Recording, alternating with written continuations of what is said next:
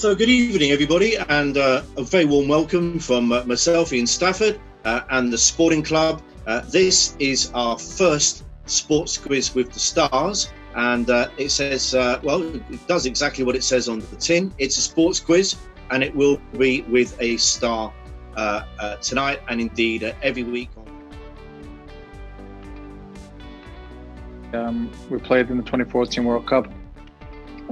So I was very fortunate to play there in that tournament. And our opening game in the World Cup was against Argentina, and it was at the Maracanã. It was the first game of the tournament being held at that stadium. So that was the highlight of my career, because that as you said, those iconic stadiums go, and the actual occasion, the atmosphere, how perfect everything was.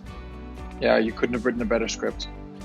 Fantastic. So there you are. You played in the Maracanã, and you're up against many great players, including a certain Lionel Messi. So no hanging around for you guys. You were straight into the World Cup.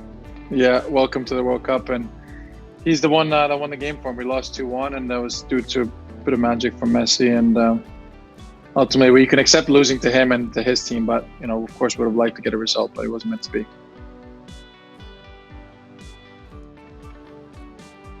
And it was that sort of connection which I didn't realise at the time. I was just taught, my dad always used to say to me, just give it your 100%, whatever you do, 100%, just give it your best, and don't answer back, to your coaches, to your captains, to your elders. I've always been taught that. So, and I think that humbleness was there as well, because I would never question authority, never question captains.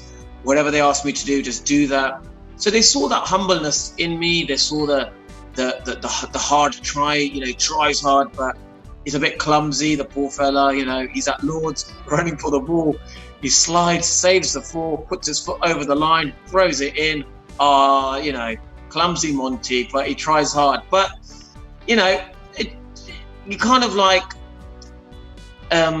after a while, you want to be taken, you want to be known as a serious cricketer as well. The incident happened. Peter String was about to put the ball in the scrum, and the ref, who was more curious to what Graham Rowntree, our loosehead, was doing on the other side of the scrum, so he went round there to have a look. And Peter Stringer put it this way: if your mum baked a cream cake, put it on the side and said, just getting out of the room, don't touch that cake. You'd have a swipe of the cream, wouldn't you? And that's exactly what Peter Stringer did. He delayed, he held the ball there, and in that moment I thought, I'll have a bit of that cream. And somehow the ball went into the back of our scrum, we cleared the ball went off the pitch, we killed the clock, the game was over. I've been asked many times, do you wish you hadn't done it? Well, no, because it was about winning. Well, again, they always say, when it's going well, make the most of it. And the irony is actually that immediately prior to that series starting, I was in pretty poor form. We played the three, what were then called Prudential Trophy games, 3 one-dayers, probably 55, 60 overs in those days. And a couple of poor scores, and people, oh dear, so the nation was worried. The press were on my back. Is this man in good enough form to captain England in the Ashes? And I got 100 at Lord's in the third of those games. Rode my luck to get that, and everything just changed like that. So that's how crucial one good day can be.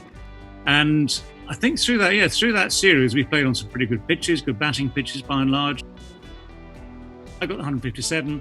Day one we were in the perfect position, and by sort of middle of the day on day 4 we were popping the champagne in the dressing room. I was there on the balcony at the Oval, 3 floors up, with the Ashes in hand.